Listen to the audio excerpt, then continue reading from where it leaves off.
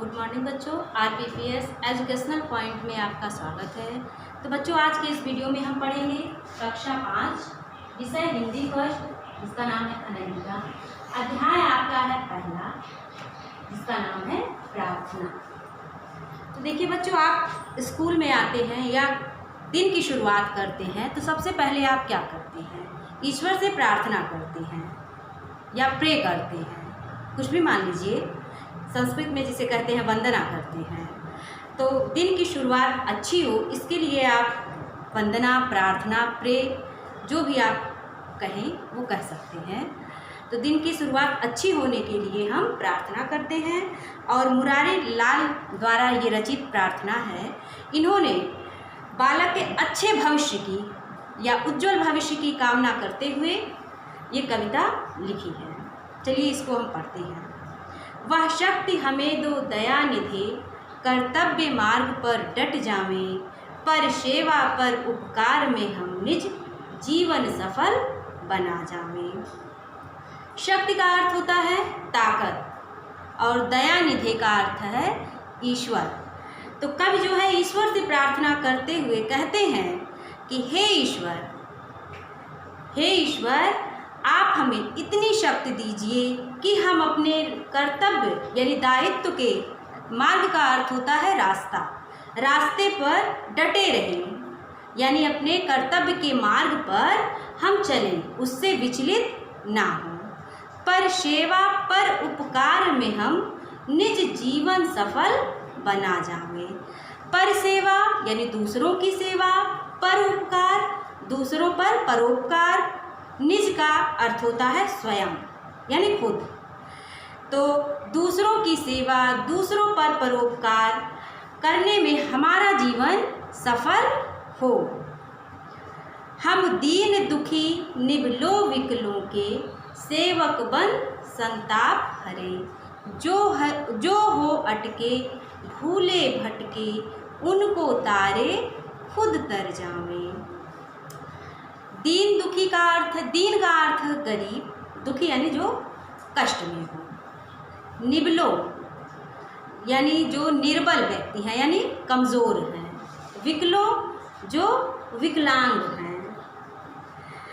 तो हम गरीब, दुखी, कमज़ोर जो विकलांग हैं, उनके सेवक बनकर उनके कष्ट को हम दूर करेंगे। फिर है कि वह शक्ति हमें दो दया निधे, कर्तव्य मार्ग पर डट जावें, पर सेवा पर उपकार में हम निज जीवन सफल बना जावें।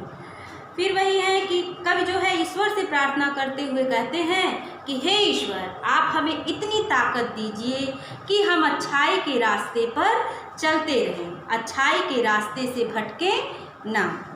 छल द्वेष दंभ पाखंड झूठ, अन्याय से निस दिन दूर रहे, जीवन हो शूद्र सरल अपना, सुच प्रेम सुधारस वर्षाएं।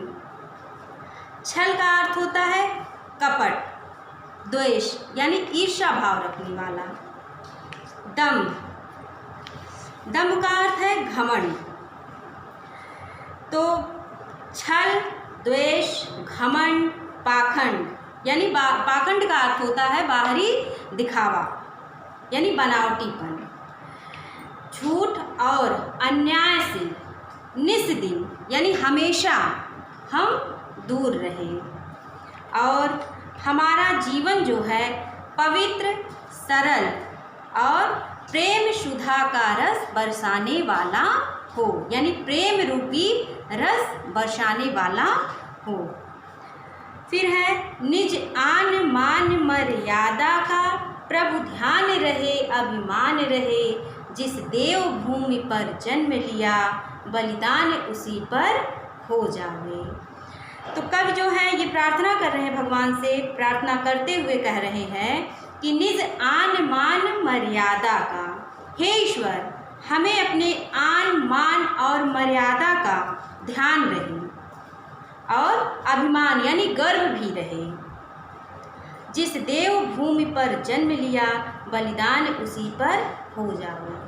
हम जिस देवता की भूमि पर, देवताओं की भूमि पर हमने जन्म लिया है, अगर मेरा जीवन उसी पर न्यौछावर हो जाए तो हमें गर्व है।